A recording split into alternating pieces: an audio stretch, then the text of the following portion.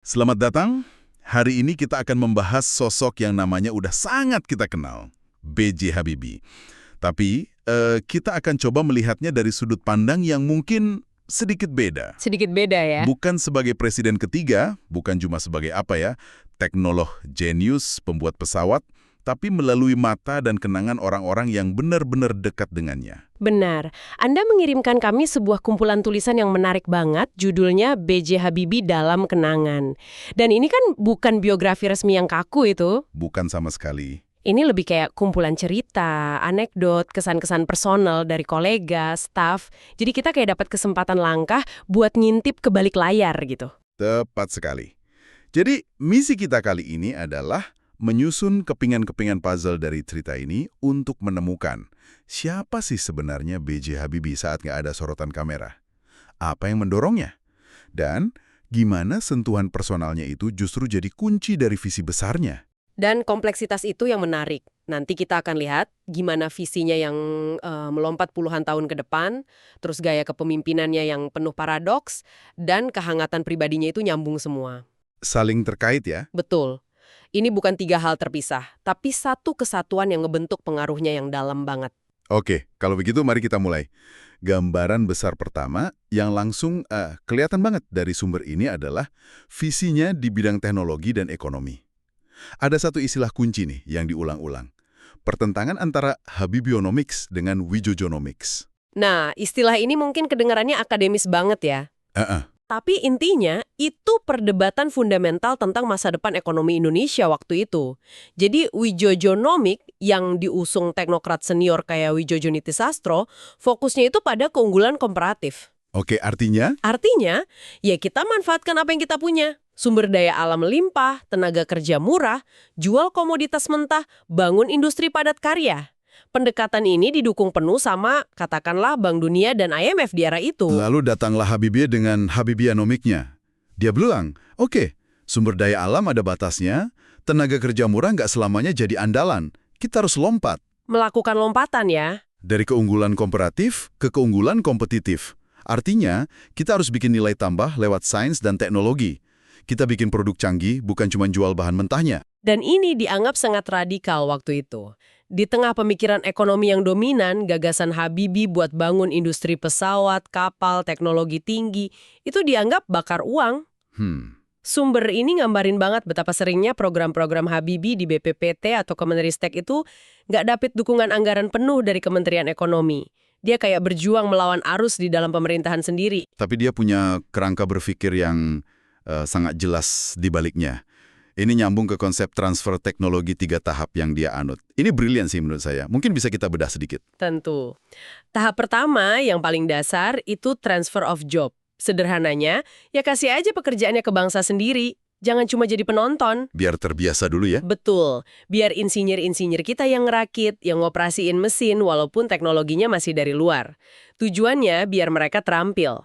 Oke, setelah terampil, masuk tahap kedua. Nah, tahap kedua, transfer of know-how. Di sini kita mulai bongkar dapurnya, kenapa desainnya begini, gimana proses produksinya. Kita nggak cuma jadi pengguna, tapi mulai paham resepnya. Kita belajar cara membuatnya. Dan tahap ketiga, puncaknya yang paling susah. Product development, ini kemampuan buat ngerancang produk dari nol, menciptakan sesuatu yang baru. Nah, menurut Habibie, dan ini kuncinya, tahap ketiga ini mustahil tercapai tanpa riset dasar yang kuat dan proteksi dari pemerintah. Proteksi di awal ya? Persis kayak Korea Selatan dengan Samsung dan Hyundai, atau Tiongkok sekarang. Mereka melindungi bayi industri mereka sampai cukup kuat buat bertarung di panggung dunia. Salah satu monumen nyata dari visi ini, yang diceritain detail di sumber kita adalah pembangunan terowongan angin subsonik atau Indonesian Low Speed Tunnel, ILST, di Puspiptek Serpong. Wah, ini bukan proyek kaleng-kaleng loh. Bukan. Pada masanya, ini fasilitas terowongan angin terbesar di belahan bumi selatan. Dan yang luar biasa itu bukan cuma soal bangun fisiknya. Habibie kan meniru modal terowongan angin di Belanda. Tapi dia nggak mau cuma beli barang jadi.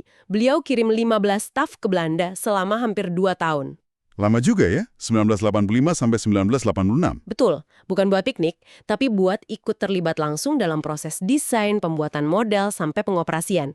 Tujuannya apa? Supaya pas mereka pulang, mereka bawa seluruh ilmunya buat ditularkan ke ratusan insinyur lain di sini. Ada satu kutipan dari beliau di sini yang benar-benar nunjukin filosofinya. Beliau bilang ke salah satu kepala lab yang baru diangkat, "Jangan kamu harap saya perhatikan kamu kalau kamu tidak memperhatikan anak buah kamu." Dalam itu. Begitu kamu duduk di kursi jabatan kamu harus mempersiapkan kader pengganti kamu 2 atau 3 orang. Kalimat itu maknanya dalam banget. Fokusnya bukan amankan posisimu, tapi ciptakan penerusmu.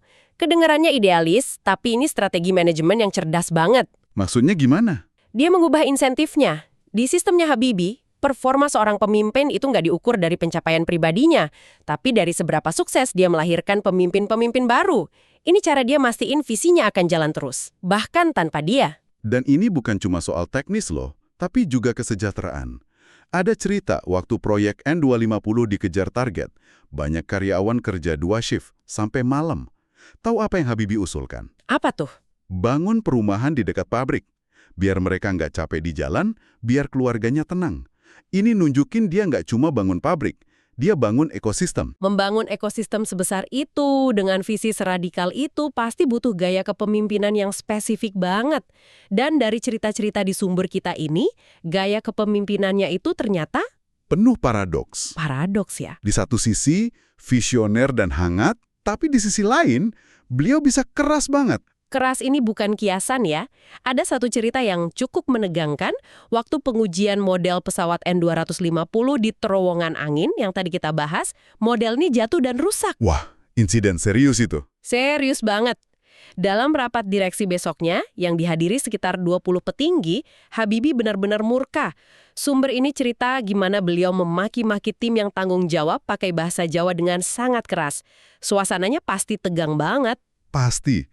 Bisa dibayangin, dimarahi seorang B.J. Habibie di depan semua kolega. Tapi, disinilah letak uniknya. Sebelum rapat itu selesai, terjadi sesuatu yang nggak terduga. Apa tuh? Beliau manggil tim yang baru aja dia marahin habis-habisan itu buat deketin mejanya. Lalu, Dia minta maaf. Beliau bilang, kurang lebih, maafkan saya, tadi saya emosi. Coba bayangin, seorang pimpinan tertinggi di tengah rapat penting, setelah marah besar, justru minta maaf. Ini kan langka banget. sangat langka. Terus gimana kelanjutannya?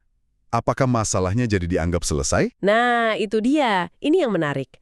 Setelah minta maaf, beliau tetap bilang modelnya harus segera diperbaiki. Tapi ingat, perusahaan tidak akan mengeluarkan biaya tambahan sepeser pun untuk perbaikan ini. Ah, saya ngerti.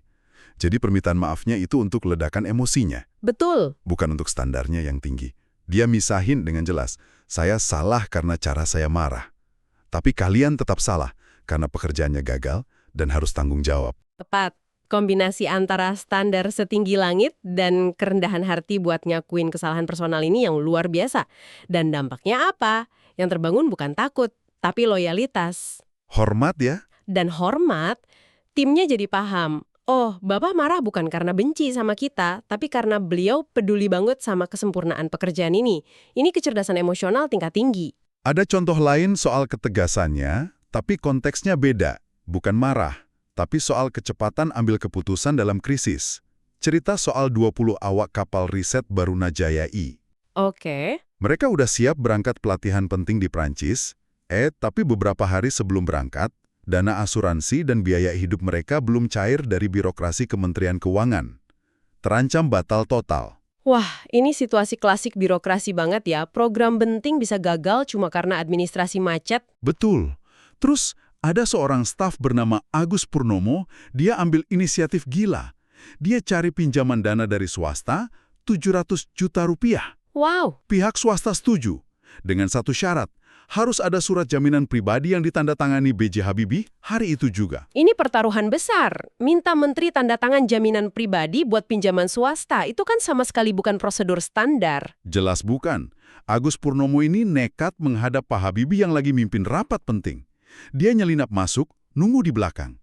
Pas ada jeda, dia maju, jelasin situasinya. Dan reaksi Habibie? Tanpa banyak tanya, tanpa birokrasi, Habibie langsung ambil pulpen, Tanda tangan surat itu terus bilang, segera laksanakan oleh Adit karena ini penting sekali.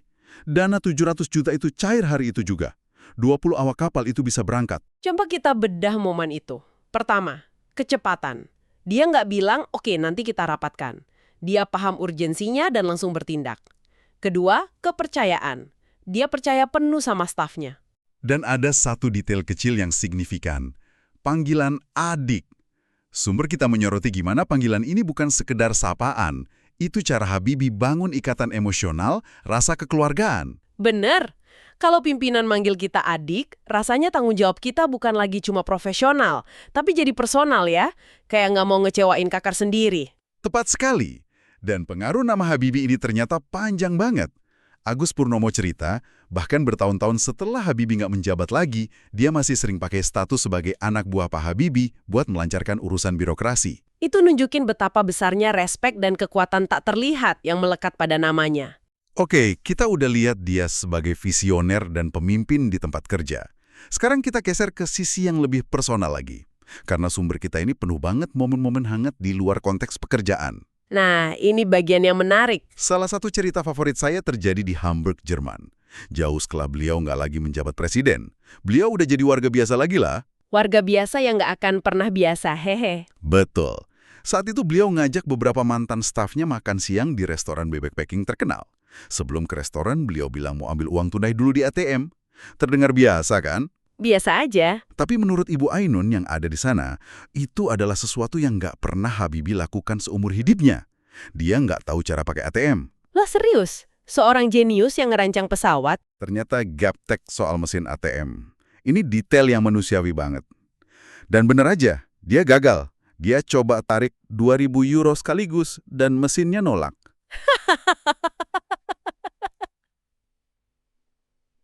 Akhirnya, setelah makan selesai, beliau melakukan sesuatu yang lebih nggak terduga lagi. Beliau, seorang mantan Presiden Republik Indonesia, dengan santainya ikut ngantri di dalam bank bareng nasabah lain buat narik uang di teller. Gambaran itu kuat banget. Nggak ada pengawal, nggak ada perlakuan khusus. Cuma seorang bapak tua yang lagi antri di bank. Ini bukan pencitraan kan? Karena jauh dari media Indonesia. Ini murni karakter aslinya. Dan setelah dapat uangnya, beliau masukin ke beberapa amplop, terus beliau panggil satu persatu tamunya. Dikasih amplop itu, isinya masing-masing 500 sampai 1.000 euro. Katanya buat uang saku. Padahal mereka semua sudah bekerja ya? Sudah. Kalau kita hubungkan, ini nunjukin konsistensi karakter. Sifat dermawan dan pedulinya itu nggak luntur oleh jabatan. Mau jadi menteri atau warga biasa, esensinya sama. Dia selalu mau mastiin orang di sekitarnya terurus baik. Dan tindakan ngantri di bank itu nunjukin kerendahan hati yang luar biasa. Pola kedermawanan spontan ini ternyata udah dari lama. Ada cerita dari tahun 1978. Perjalanan dinas ke New Delhi, koper seorang staf perempuan namanya Betty Sanusi hilang di bandara. Isinya semua pakaiannya. Wah, panik itu pasti. Panik banget. Tanpa diminta, tanpa ada yang lapor resmi, Habibie yang dengar kabar itu langsung manggil dia dan kasih uang buat beli pakaian baru. Gestur kecil tapi dampaknya pasti besar banget buat staf itu. Di tengah kepanikan di negara asing, atasannya nunjukin kepedulian yang personal banget. Ini yang ngebangun loyalitas umur hidup. Beliau juga seorang mentor sejati. Sumber kita mengutip Amanda Katili, seorang pakar perubahan iklim. Dia bilang, awal karirnya itu dimulai dari sebuah momen di tahun 1990. Waktu itu dia masih peneliti muda yang ikut delegasi Habibie ke konferensi di Washington DC. Oke. Setelah acara itu, Habibie memberinya sebuah hadiah. Bola dunia berukuran besar. Bola dunia. Hadiah yang simbolis. Lebih dari simbolis. Amanda Katili cerita, sampai hari ini, puluhan tahun kemudian, bola dunia pemberian Habibie itu masih dia pakai sebagai alat peraga utama waktu ngejelasin dampak krisis iklim. Wow. Sebuah hadiah sederhana dari seorang mentor, jadi alat kerja yang monumental dalam karirnya. Kisah-kisah ini, dari uang pakaian, uang saku, sampai bola dunia, itu mengungkap inti pengaruhnya. Bukan melulu soal strategi besar, tapi tentang investasi personal ke setiap individu.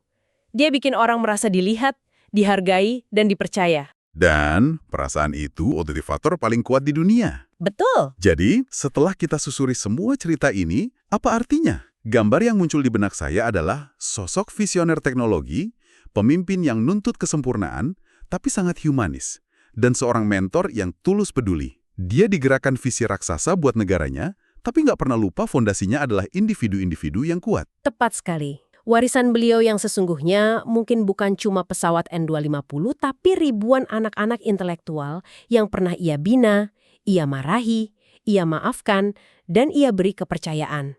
Beliau paham banget kemajuan sejati sebuah bangsa itu datang dari investasi pada manusianya. Memberi mereka keahlian, kepercayaan diri, dan yang terpenting, sebuah tujuan yang lebih besar dari diri mereka sendiri. Betul. Sebagai penutup, sumber-sumber ini kan berulang kali menyoroti gimana visi lompatan teknologi Habibie sering berbenturan dengan pemikiran ekonomi yang lebih konvensional pada masanya. Ini bikin kita mikir ya. Tentu. Pertanyaan yang relevan untuk Anda renungkan adalah, di era sekarang, di tengah tantangan transformasi digital, AI, transisi energi hijau, apakah pendekatan Habibienomics yang berani dan terproteksi itu masih relevan?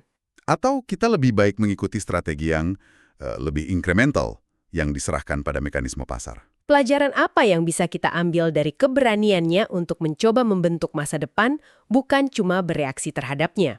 Ini adalah tarik-menarik antara visi jangka panjang yang ambisius dengan realitas pragmatis jangka pendek.